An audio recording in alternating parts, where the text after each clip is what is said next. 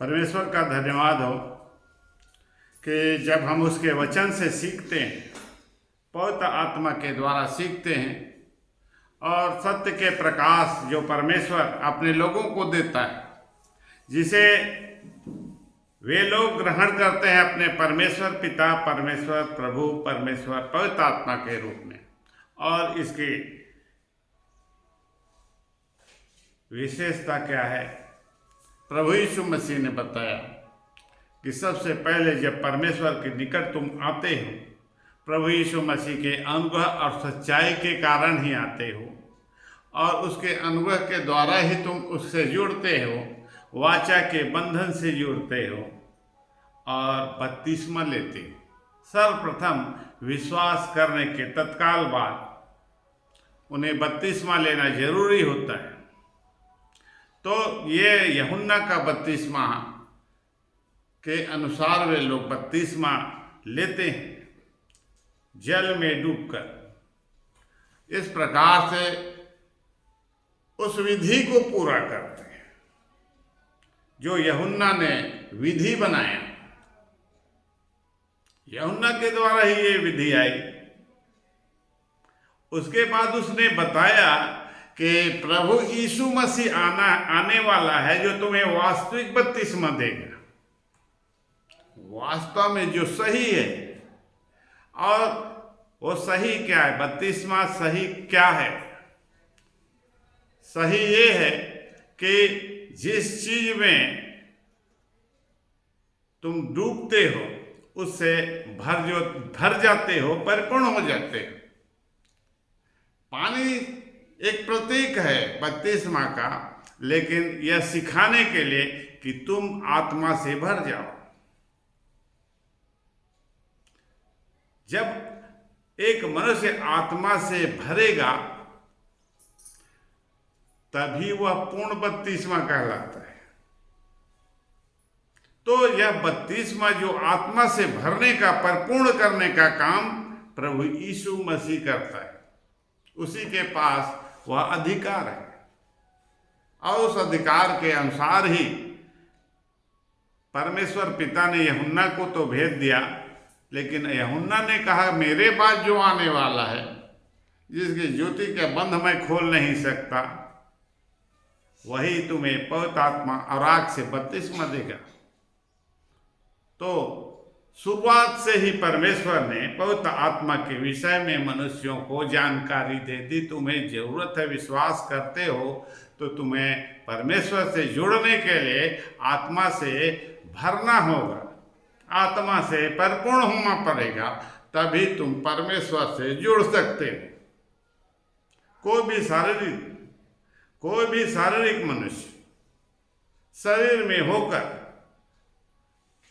परमेश्वर जो आत्मा है उससे जुड़ नहीं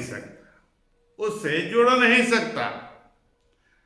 तो तुम्हें परमेश्वर से अर्थात अपने पिता से जुड़ना है, तभी तो तुम्हारे विश्वास का कोई मायने रखे, तभी तुम्हारे विश्वास का कोई अर्थ निकलेगा। जब तुम उस आत्मा से ही नहीं जुड़ पाए जिसकी तुम आराधना करते हो, प्रार्थना करते हो, यहां तो वह अन्य जातियों के समान हो जाता है कि लोग अपना ही सब कुछ बनाते हैं, अपने ही को सुनाते हैं, अपना ही सब कुछ बोलते हैं, अपना ईश्वर भी बनाते हैं और उसी को प्रणाम करते हैं, उसी के सामने झुकते हैं, उसी को भी भेंट चढ़ाते हैं जो उन्होंने अपने हाथों से बनाया।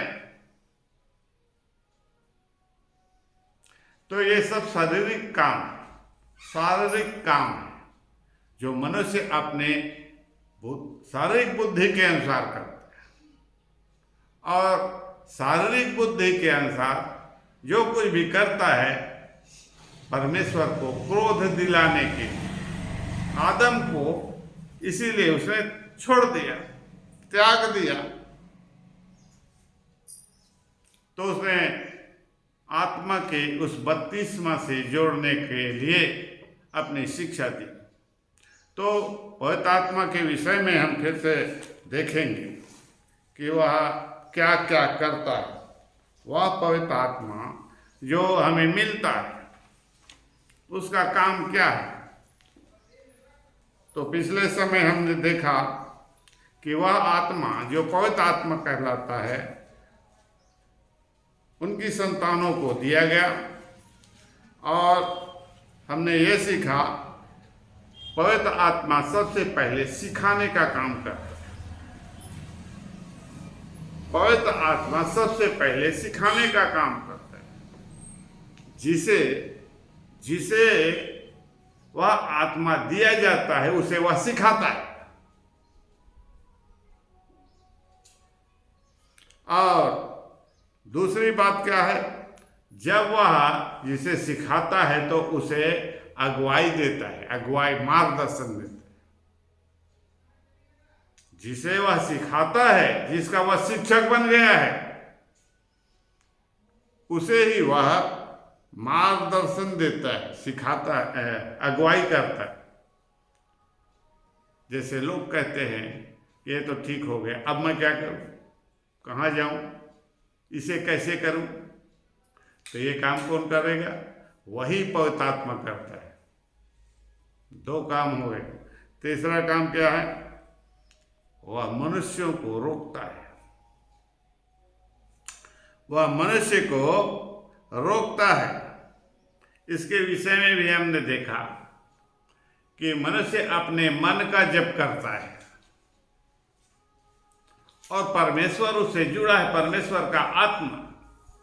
और पवित्र आत्मा जानता है कि उसके लिए क्या सही है और क्या गलत है, उसे कहाँ जाना ठीक है, कहाँ जाना अनुचित है, क्या गलत है, कहाँ वह फंस जाएगा, कहाँ वह बच जाएगा।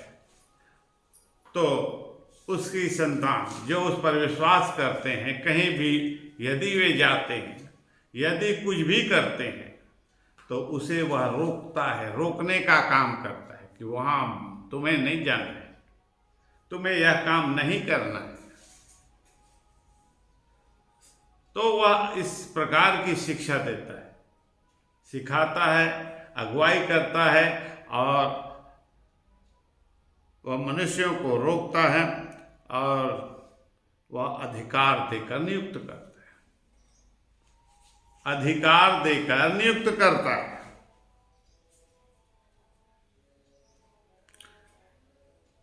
तो कोई भी व्यक्ति जब तक उसे अधिकार न मिले तब तक वो कुछ नहीं कर सकता। संसार में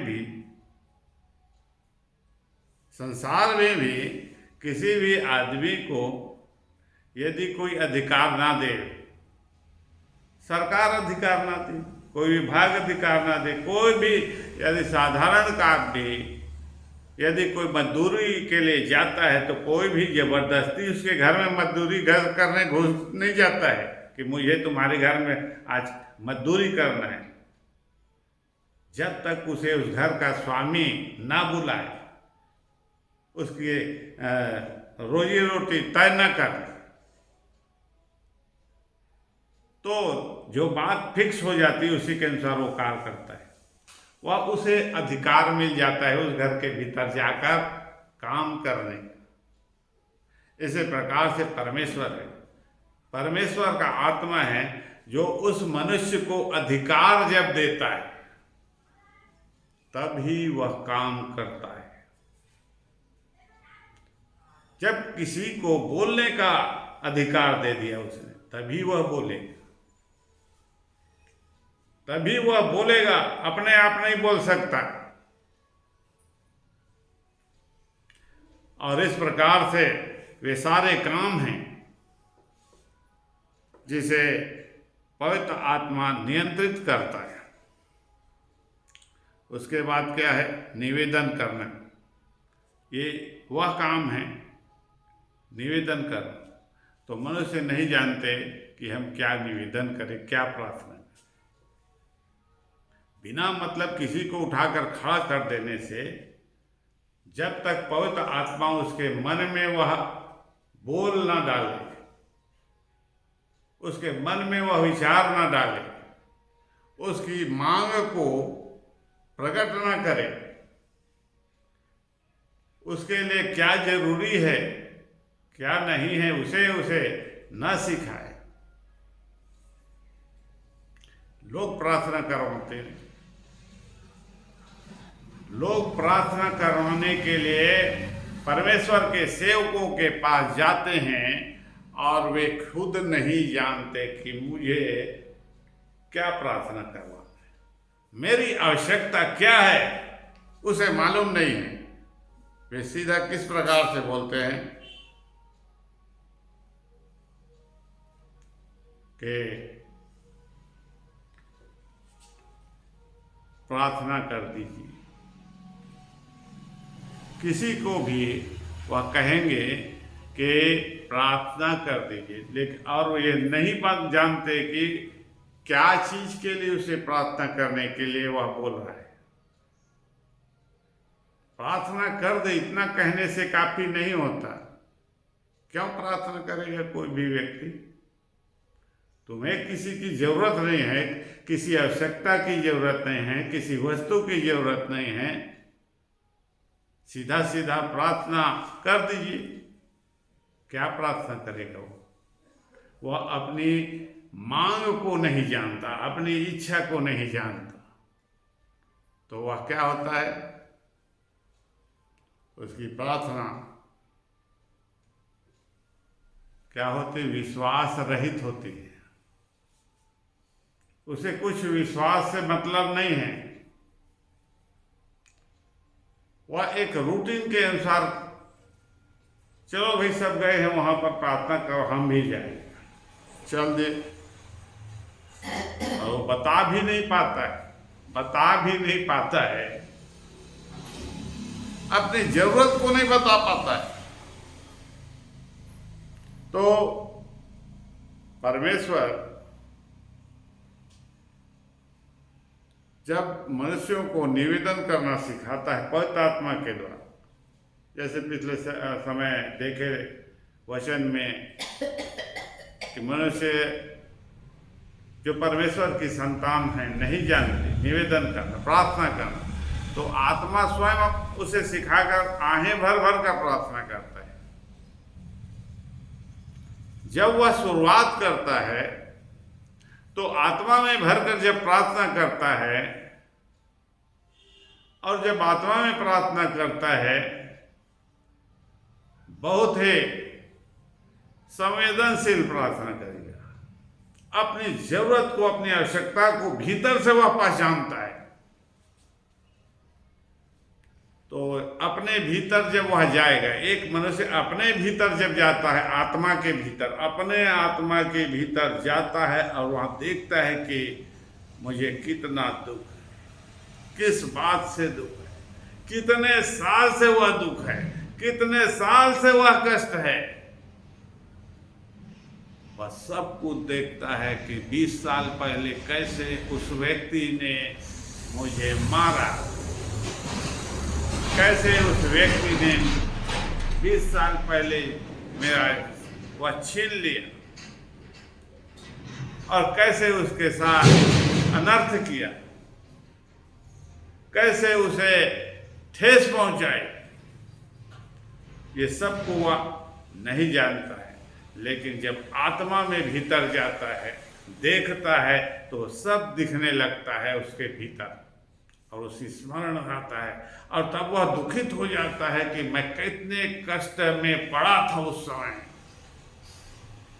और फिर से देखता है क्या उस समस्या का वह समाधान हो गया, नहीं हुआ। वह देखता है कि अब तक नहीं हुआ, और जब वह आत्मा में भर जाता है तो उसे ध्यान आता है कि उसे किस प्रकार से फिर से प्रार्थना करना चाहिए, तो वह उसमें लग जाता है, वह उसमें लग जाता है, और तब आहें भर भर कर प्रार्थना करता है, जो बयान से बाहर होता है। जब लोग इस प्रकार से व्यथित होकर, कष्ट में पड़कर और दुखी होकर, निराश होकर और अपने असहायता को देखकर उसके मन में वह बैठ जाता है कि मैंने कितना प्रयास किया, कितना इसके लिए की, कितना उसने मेरी कोई चिंता नहीं की।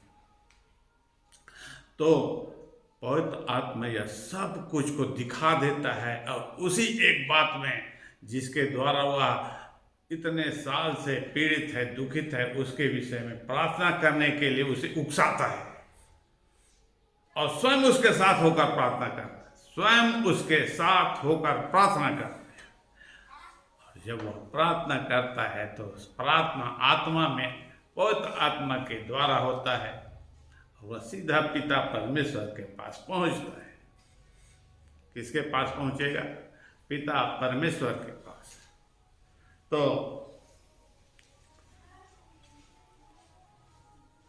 उसके बाद वह बोलता भी है, वह बोलता है, पवित्र आत्मा बोलता है। और जब बोलता है तो तुम्हें सुनने के लिए कान होना चाहिए, और उस आवाज को सुनने के योग्य होना चाहिए, क्योंकि वो बोलता है, तुमसे बोलेगा। उसके शब्द को सुनने की शक्ति तुम में उत्पन्न हो जाए। परमेश्वर चाहता है कि ये सब एक व्यक्ति जब ध्यान लगाता है आत्मा की बातों में, आत्मा में जब ध्यान लगाता है और आत्मा के अनुसार जब चलता है, तब उसका ध्यान उसमें लगता है। संसारिक काम करेगा तो उसका ध्यान संसारिक बातों में लगेगा, लेकिन आत्मा के काम को करेगा तो उसका सारा ध्यान आत्मा के ऊपर केंद्रित रहेगा,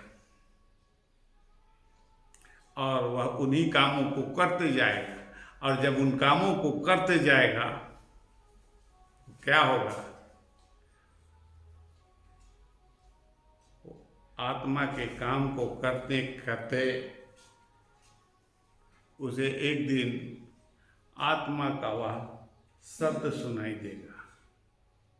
आत्मा के काम को जो वचन के अनुसार है, किसी मनुष्य के अनुसार नहीं है, किसी शिक्षा के अनुसार नहीं है, लेकिन पवित्र आत्मा प्रभु यीशु मसीह के वचन को जो बताता और सिखाता है, और मनुष्य उसमें लगे रहता है जो परमेश्वर की इच्छा के अनुसार है, तो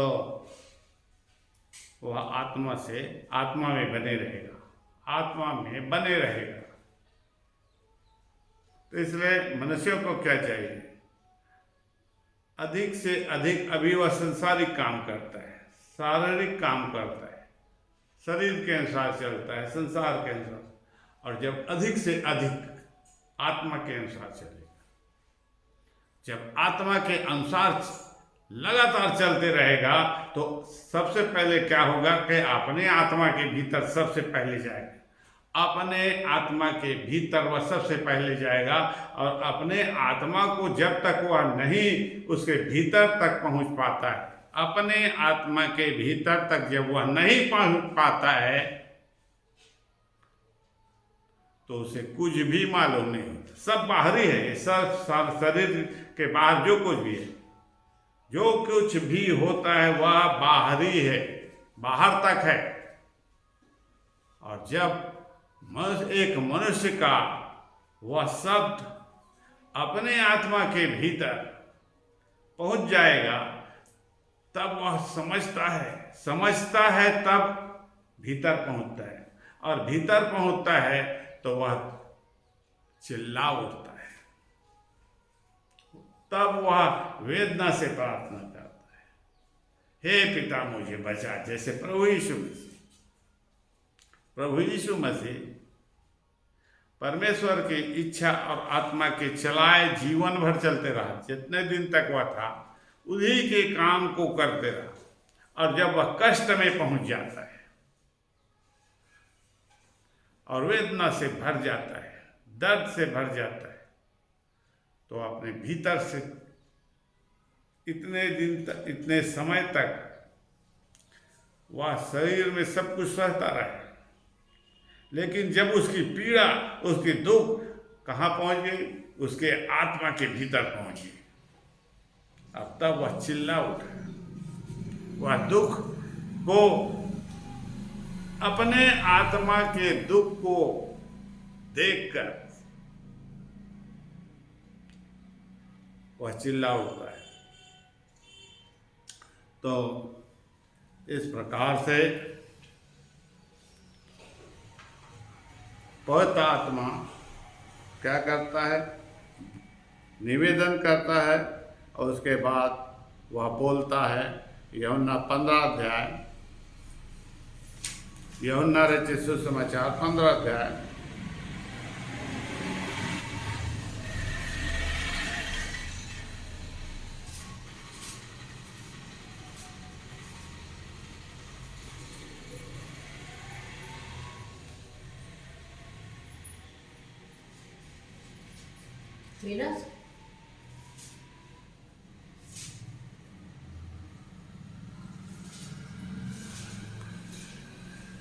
सच्ची आत्मा तो मैं हूँ और मेरा पिता किसान है। जो डाली मुझ में है और नहीं फलती उसे वह काट डालता है, और जो फलती है उसे वह छांटता है ताकि और फले। तुम तो उस वचन के कारण जो मैंने तुमसे कहा है बस अभी हम दूसरे विषय को देखेंगे आज। और यहाँ पर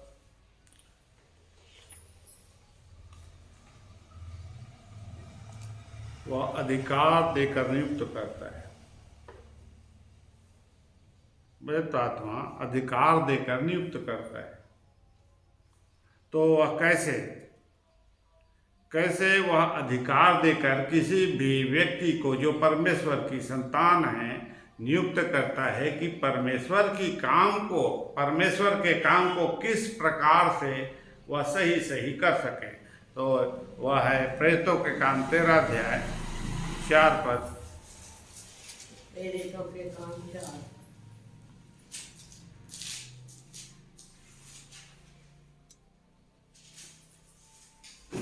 क्योंकि वह तेरी भलाई के लिए परमेश्वर का सेवक है, परंतु यदि तू बुराई करे तो डर, क्योंकि वह तलवार व्यर्थ लिए हुए नहीं। प्रेरितों काम 13 अध्याय 1 से 3 पद तक पढ़े। हर एक व्यक्ति शासकीय अधिकारियों के अधीन रहे। क्या पढ़ रही है? प्रेरितों के काम।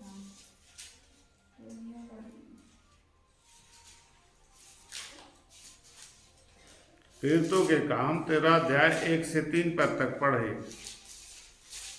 कि कैसे परमेश्वर पवित्र आत्मा के द्वारा किसी भी आदमी को अधिकार देकर नियुक्त करता है काम करने के लिए, जिसने परमेश्वर की शिक्षा को प्राप्त किया है और पवित्र आत्मा से सीखा है।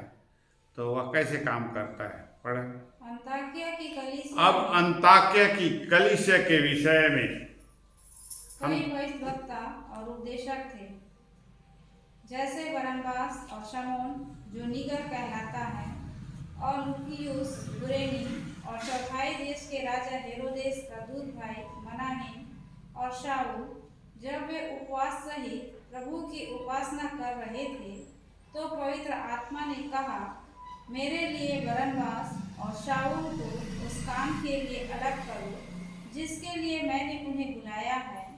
तब उन्होंने उपवास और प्रार्थना करके और उन पर हाथ रखकर उन्हें विदा किया। अंताकिया की कलीसिया है और चेलों का वह समय जहाँ पर अंताकिया में उसके चेले विश्वास करने वाले मसीही कहलाए थे। सबसे पहले वे मसीही कहलाए, विश्वास करने वाले जितने परमेश्वर पर से जुड़ते हैं और जिन्होंने बपतिस्मा लिया, पवित्र आत्मा से भर गए। उस समय पवित्र आत्मा प्रबल था। चेले जहाँ पर भी जाते थे पवित्र आत्मा का बपतिस्मा वे लोग पाते थे, क्योंकि उसके पास अधिकार था। प्रभु यीशु मसीह ने वो अधिकार दिया था। पवित्र आत्मा और आग से किसी भी को भरने का अधिकार अपने चेलों को सबसे पहले उसी ने दिया, और वे जहाँ पर भी जाते थे विश्वास करने वाले पवित्र आत्मा से भर जाते थे। जिसे वचन सुनाया जाता था उनके द्वारा, वे उस पवित्र आत्मा से भर जाते थे। कैसे भरते थे? जब बपतिस्मा तो लेते हैं, या बपतिस्मा लेने के बाद उन्होंने जिन पर भी हाथ रखा, चेलों ने जिन पर भी हाथ रखा, वे उसके हाथ रखने के कारण पवित्र आत्मा से भरते गए। उससे पहले उन्होंने क्या लिया? उससे पहले उन्होंने ले लिया था जल का बपतिस्मा,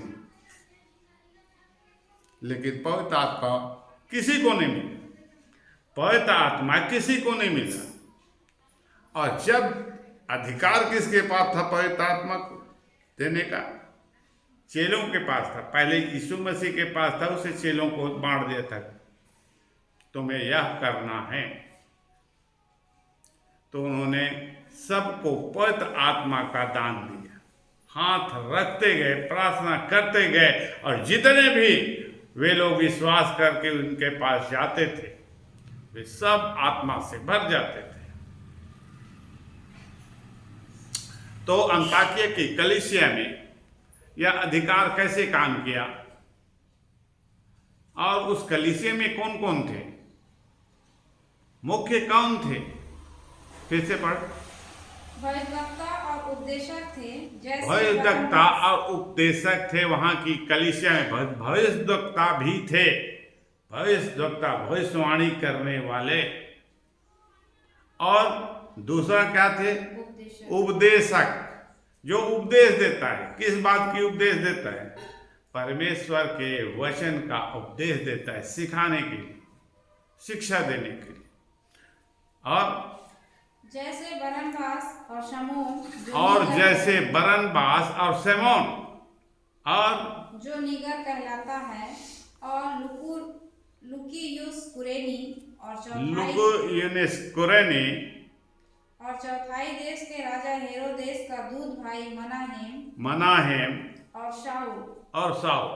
तो ये लोग वहां की कलीसिया में थे। ये सारे पवित्र आत्मा से भरे हुए थे, पवित्र आत्मा से भरे हुए थे। लेकिन फिर भी इन्हें मालूम नहीं, फिर भी इन्हें पता नहीं कि उन्हें क्या करना है। उन्हें मालूम नहीं कि वह इस काम को कैसे करे। तो उन्होंने क्या किया? जब वे उपवास सहित, यह है मुख्य बात। आत्मा का यह काम है, उपवास करना आत्मा का काम है। तो कर रहे थे, तो पवित्र आत्मा ने कहा, उपवास सहित प्रार्थना करना। उपवास सहित प्रार्थना करना, भूख हड़ताल नहीं करना। भूख हड़ताल नहीं करना। भूख हड़ताल करना क्या है? किसी भी चीज को लेकर आदमी बढ़ जाता है, लेकिन वह आत्मा से नहीं जुड़ा है, परमेश्वर से नहीं जुड़ा है। और यहाँ पर जो उपवास कर रहे हैं वे क्या हैं? परमेश्वर के आत्मा से जुड़े हैं और परमेश्वर के उस आत्मा के प्रकाशन के लिए उपवास कर रहे हैं। क्यों? क्योंकि उन्हें मालूम है आत्मा का प्रकाश तभी मिलेगा जब शरीर क्या होगा? निष्क्रिय होगा। जब तक शरीर निष्क्रिय है तब तक आत्मा क्या नहीं होगा? प्रबल नहीं होगा। आत्मा की बात तुम नहीं जानोगे, आत्मा को नहीं समझोगे, पवित्र आत्मा की बातों को बिल्कुल नहीं समझोगे। तो इसके लिए उन्होंने, चेलों ने सबसे पहले क्या किया? उपवास सहित प्रार्थना की शुरुआत की। उपवास करने के लिए, शरीर को निष्क्रिय करने का उपाय किया। उन्होंने खाना पीना बंद करके एक जगह बैठ गए, प्रार्थना करने लगे। और उनका सारा ध्यान शरीर में नहीं। अब खाना पीना बंद कर दिया तो शरीर के जो अंग हैं उसमें बल नहीं रहता है। जब खाना मिलता है तभी उसे बल होता है। जब शरीर निर्बल हो जाता है तब क्या होता है, आत्मा प्रबल होती है। जब शरीर निर्बल होता है तभी आत्मा प्रबल होगा, और जब शरीर बलवंत रहेगा तब तक आत्मा प्रबल कभी नहीं होगा।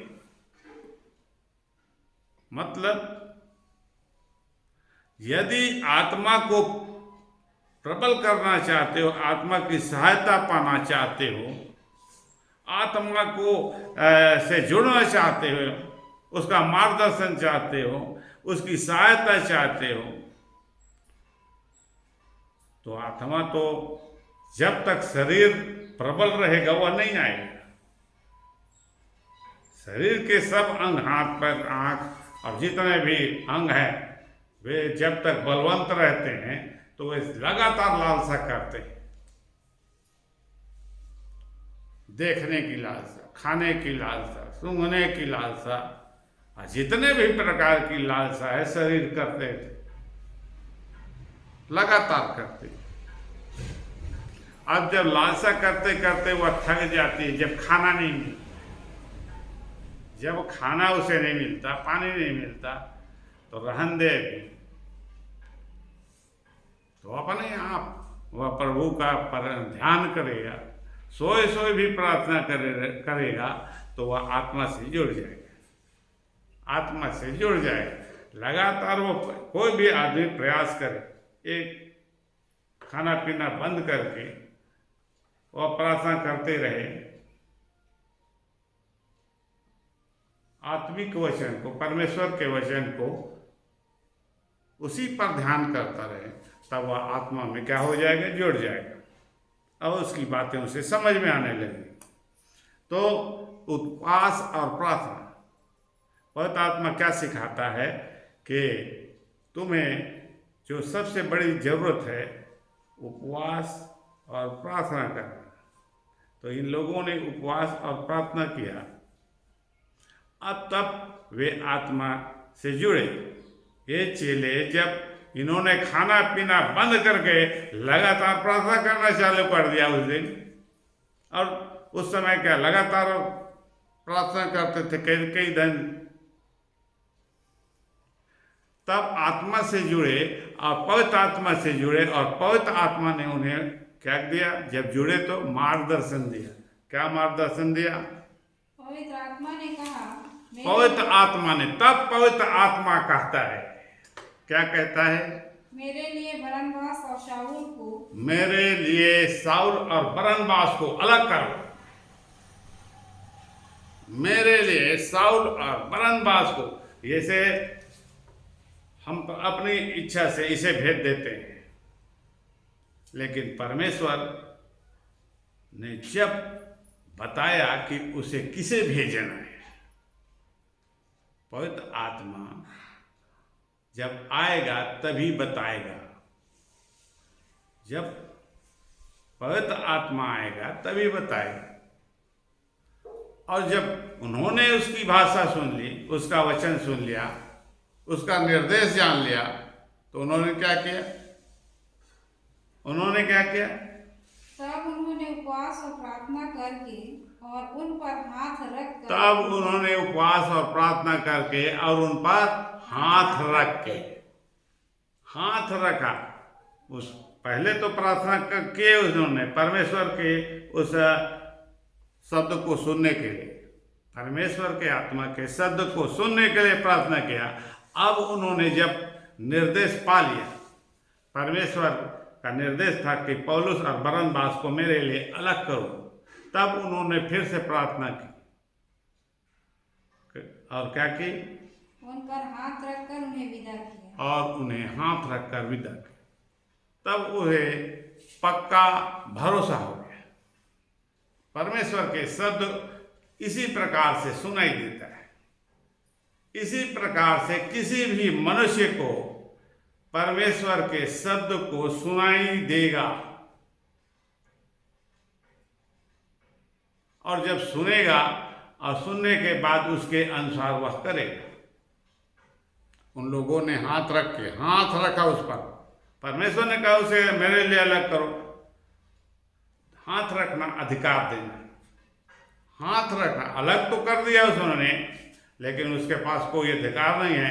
कलीसिया का कोई अधिकार है। अब कलीसिया ने उसे अधिकार दिया, जा जो कुछ करना है वहां करना, अपने मन से करना। परमेश्वर के वचन तेरे पास है, तुम्हें चंगाई करना पड़े और जो भी वचन सुनाना पड़े, जो भी करना पड़े, तुम सब कुछ करने के लिए पवित्र आत्मा तुम्हारे साथ रहेगा, पवित्र आत्मा तुम्हारे साथ रहेगा। तो उन्होंने अधिकार दे दिया, कलीसिया ने उसे अधिकार दे दिया और अधिकार को लेकर वह निकल गया।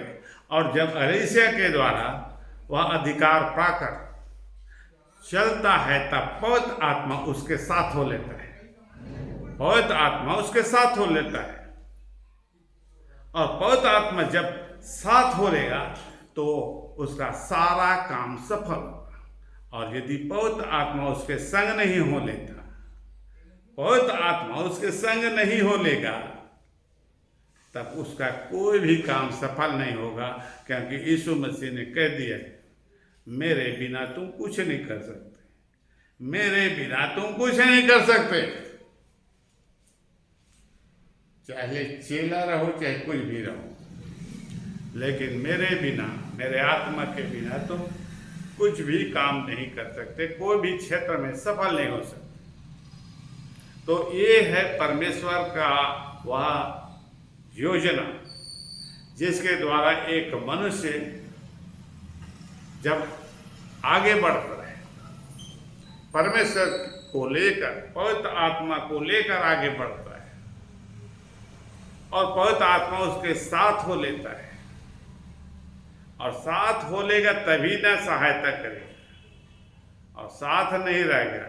जैसे लोग हे पवित्र आत्मा हम लोग पुकारते हैं, लेकिन हमने उसकी भाषा को नहीं सुना, निर्देश को नहीं सुना, उसके अनुसार हमने वह उपाय नहीं किया, उसे बुलाने का, उसे मनाने का, अपने आप को आत्मा से जोड़ने का कोई काम नहीं किया। हम शारीरिक दशा में पवित्र आत्मा को बुलाते हैं तो वह नहीं आएगा। शारीरिक दशा में हम पवित्र आत्मा को बुलाते हैं तो वह नहीं आएगा। तो नहीं आएगा तो हमें कोई सहायता नहीं मिलेगी। और दूसरा एक और उदाहरण देख लेते हैं। और पहले तो काम 4 अध्याय 12 पद, 13 अध्याय 4 से 12, 13 अध्याय का 4 से 12। अतः वे पवित्र आत्मा के भेजे हुए, अतः वे पवित्र आत्मा के भेजे हुए सिलूकिया को गए। सिलूकिया एक स्थान का नाम है, वहां गए जहां परमेश्वर, वहां से और कहाँ गए? और वहां से जहाज पर चढ़कर साइप्रस को चले। और वहां से जहाज पर चढ़कर साइप्रस को चले। और सलमीस में पहुंचकर परमेश्वर का वचन यहूदियों के आराधनालयों में सुनाया। अब सलमीस में पहुंचकर, ये सलमीस में पहुंचकर जहां यहूदियों का आराधनालय, जैसे ये चर्च, आराधनालय किसका रहेगा? कोई भी मसीही रहेगा, उसके पास आराधनालय रहेगा, आराधना करने का स्थान रहेगा। तो वह सलमीस में जब वे पौलुस और बरनबास पहुंचे, अब उनके सामने प्रश्न उठा कि हम जाएं तो कहाँ जाएं?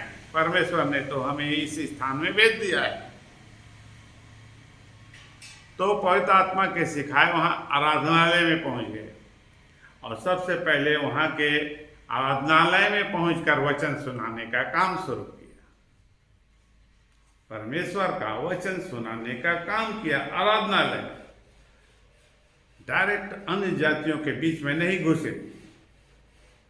बहुत से लोग इस प्रकार के लोगों को बताते हैं, लेकिन सारे चेले, अधिकतर चेले यहूदियों के पास ही पहले गए वचन सुनाने के लिए, और तब वहाँ पवित्र आत्मा धीरे धीरे उनका द्वार खोलते गया।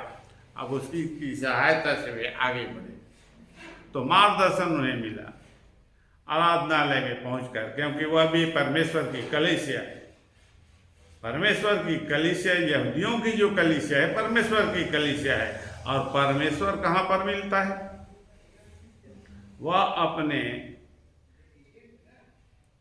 कलीसिया में चलता फिरता है, अपनी कलीसिया में चलता फिरता है, क्योंकि वह कलीसिया का प्रधान है।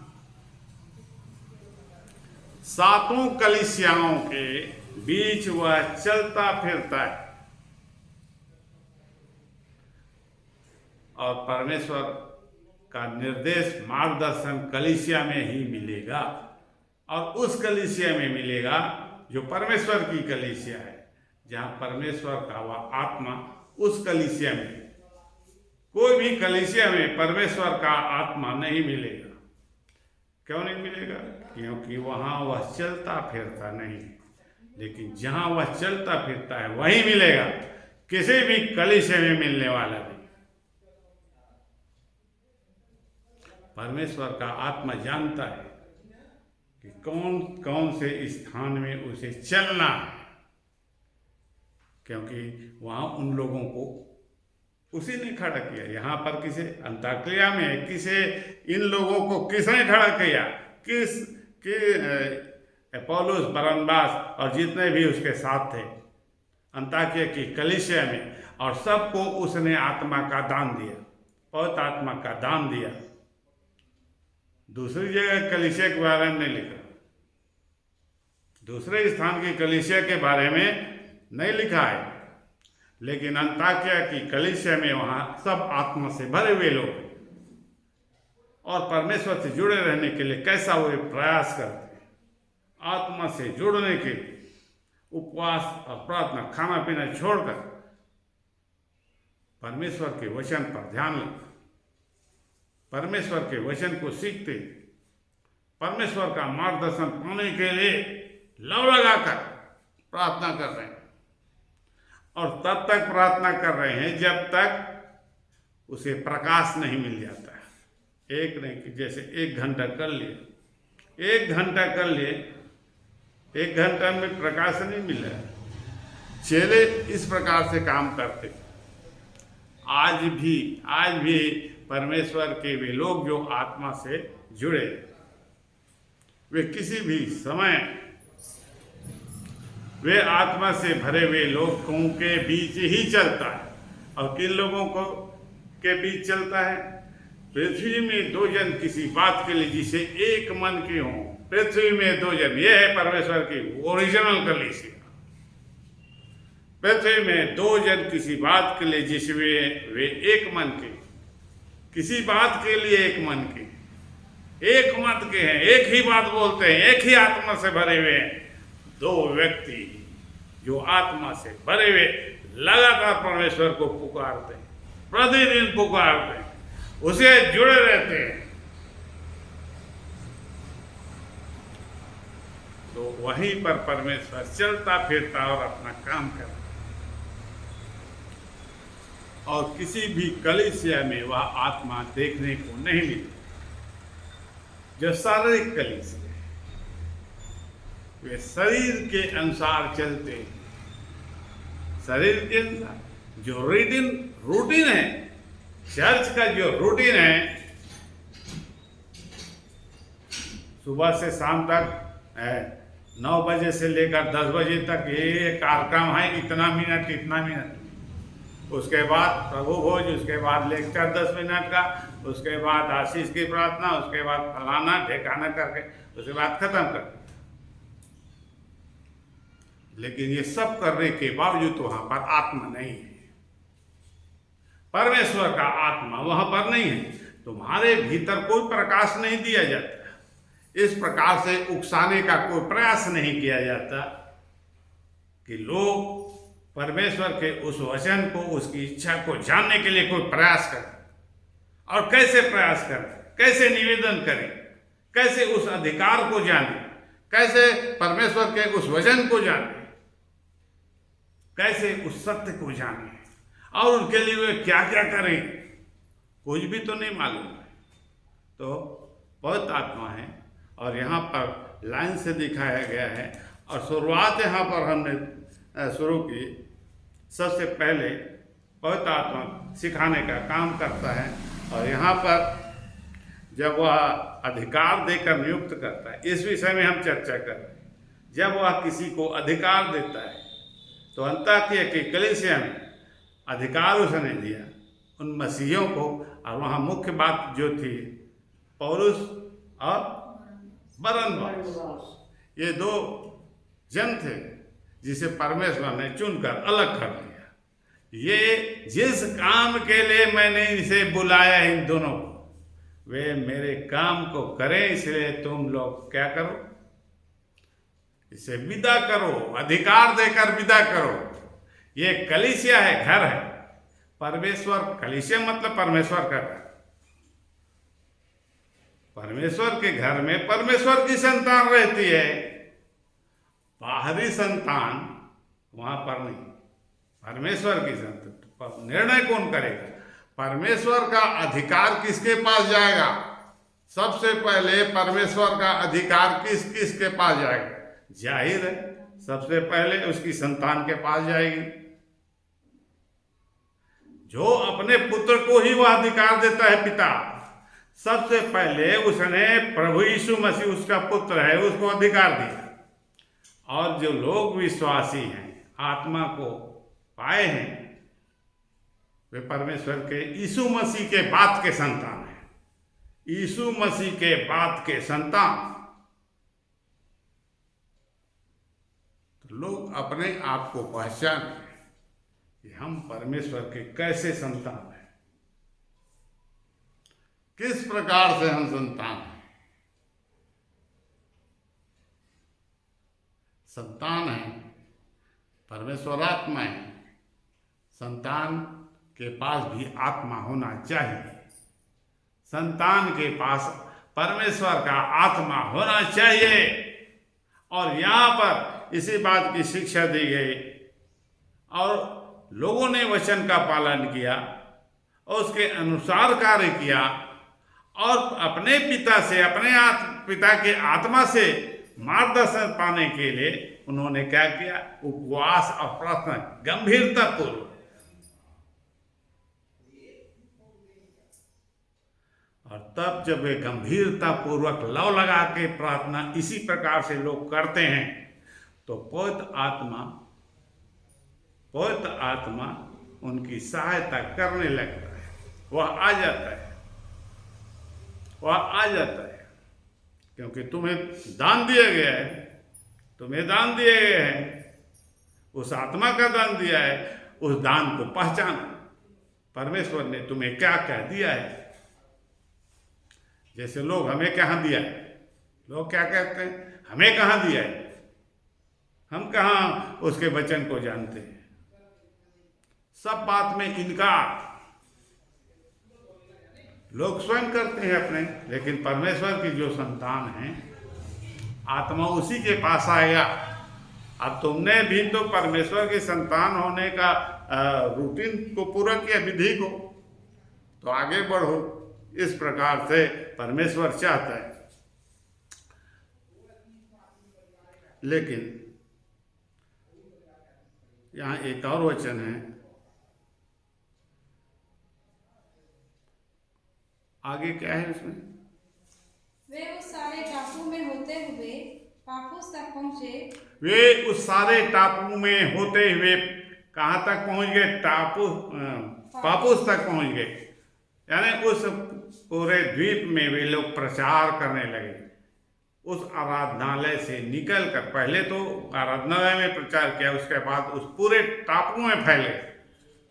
अब वहां उन्हें बार यीशु नामक एक अब वहां पर मिलता है एक टोनहा व्यक्ति, जिसका क्या नाम है? बार यीशु। अब यहूदी टोनहा और झूठा भविष्यवक्ता मिला। अब यहाँ पर देखिए कि वह टोनहा जो है, जादू करने और तंत्र मंत्र करने वाला, वो यहूदी टोनहा है। क्या टोनहा है? यहूदी। उसका मतलब क्या होता है? वर्तमान में ईसाई टोनहा। क्या है? मसीही टोनहा। मतलब क्या होता है कि जो मसीही हैं, जो ईसाई हैं, ये जो यहूदी हैं, वे भी टोना मंत्र करते हैं, उसकी विद्या में निपुणता प्राप्त कर चुके हैं।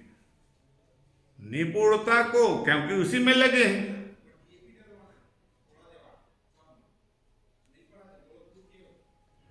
और वह जो इस प्रकार का काम करते हैं, वे सबसे पहले क्या करते हैं?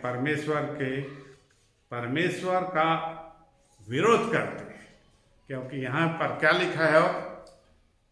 बहुत से झूठे भविष्यद्वक्ता, बहुत से झूठे भविष्यद्वक्ता, और वे मसीही टोना मंत्र करने वाले, और उसी में का एक बार यीशु नाम का इलीमास, जिसका नाम है टोना, वह है। और उन्होंने क्या किया? उसने क्या किया? क्या क्या आगे पढ़। वह हाकिम सिरगियुस पौलुस के साथ था, जो बुद्धिमान पुरुष था। उसने बरनबास शाऊल को अपने पास बुलाकर परमेश्वर का वचन सुनना। वहां पर एक व्यक्ति था जो बरनबास और शाऊल को पर अपने पास बुलाता है और उससे परमेश्वर के वचन को सुनने की इच्छा करता है। आखिर परमेश्वर जिसके विषय में तुम बताने आए हो, मैं भी सुनना चाहता हूं, बताओ मुझे। लेकिन यहाँ पर वही टोना, जो मसीही टोना है, जो ईसाई टोना है, जो यहूदी टोना है, वह क्या कहता है? परमेश्वर के उस वचन को सुनने से रोकने का काम करता है। परंतु इलीमास टोन्हे ने, क्योंकि यही उसके नाम का अर्थ है, उनका विरोध करके हाकिम को विश्वास करने से रोकना चाहा।